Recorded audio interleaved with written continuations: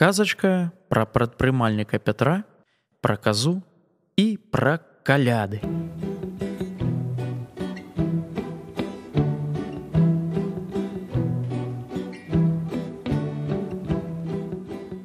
Гэтая казачка пра часы даўнія, старадаўнія. Было гэта так даўно, што ніхто не памятае калі. А казачку гэту мне расказала сама каза на мінулыя каляды. Жыла ў тыя даўнія часы каза. Залатыя рожкі, тоненькія ножкі, мягкая паўсцінка ды шэрая спінка. Нястомная яна была. Штодня раненька ўставала, сонца клікала, ды па зямлі нашай скакала.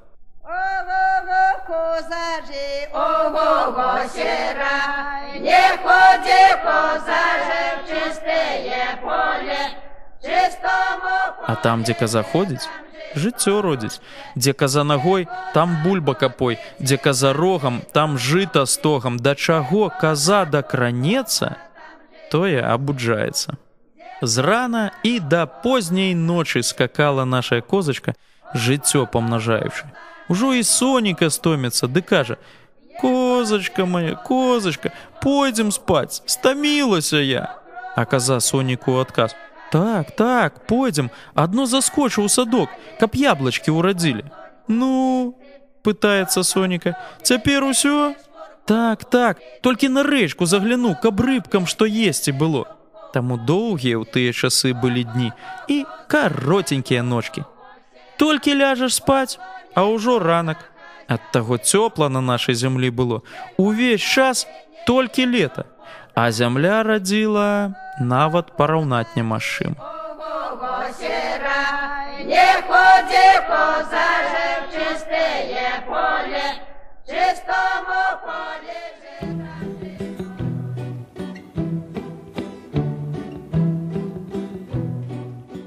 І жыў тыя часы Пятро. Слаўны быў гаспадар. Гандлем займаўся, добра ўмеў гандляваць, бо пераканаць мог любога. Добра ўмеў размаўляць па-беларуску, а да таго ж і на чужых розных мовах спраўна гаварыў. І ўсё ў Пятра было добра. І здароўе, і каханне, і гаспадарка. Заможны ён быў, але пра грамаду сваю не забываў.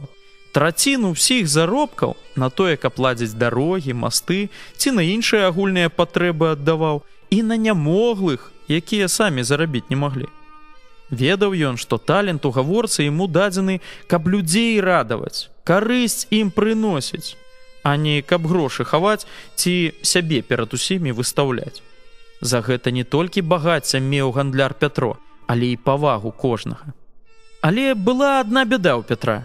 Не было ў іх з жонкай дзяцей, а дзяцей Пятро любіў і бедаваў за таго, што іх не мае. І надумаў Пятро да сябе ў хату казу запрасіць, каб яна ў сям'ю дзетак і шчасця прынесла. Сустрэў раз Пятро казу, ды і кажа: «Чуў я, што ты шчасця ў дом прыносіш. Зайдзі, пасядзі ў нас на слоне. Зачакаліся мы з жонкай дзетак малых». «А што?» – кажа каза. «Чалавек ты добры, прыстойны, чаму б і не пасядзець? Адчыняй хату». Зайшлі яны ў хату, а Пятро казе: «Можа, квасу вып'еш з дарогі?» «Добра, квасу вып'ю і адразу пайду, бо справаў яшчэ шмат маю, не магу затрымлівацца», – адказвае так каза. Наліў Пятро квасу, ды пытаецца: «Дык, можа, ты чаго з'ясі? Мая жонка добрую куцю з мёдам гатуе». «Добра», згадзілася каза, «куцю я ніколі не ела, то пакаштую».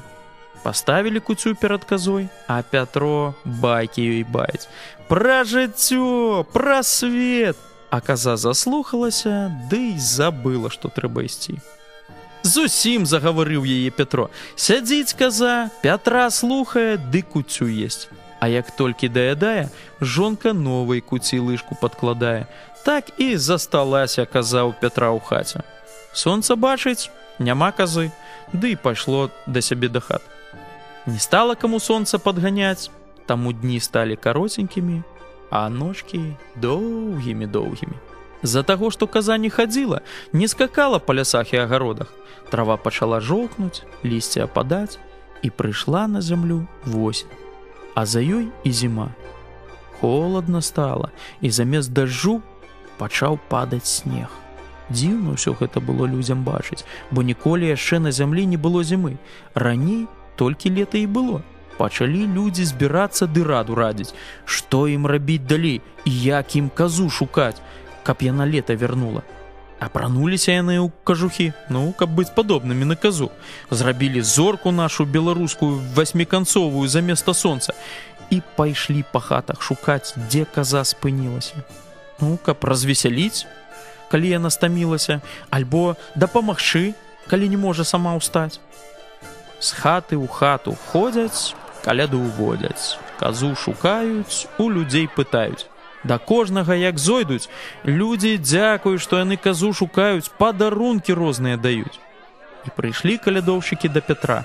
А ён з казой за сталом байкі ёй бае, а жонка казе куцю падкладае. У хаце дастатак і шчасця. Разам з імі за сталом сядзяць, куцю ядуць, Пятра слухаюць.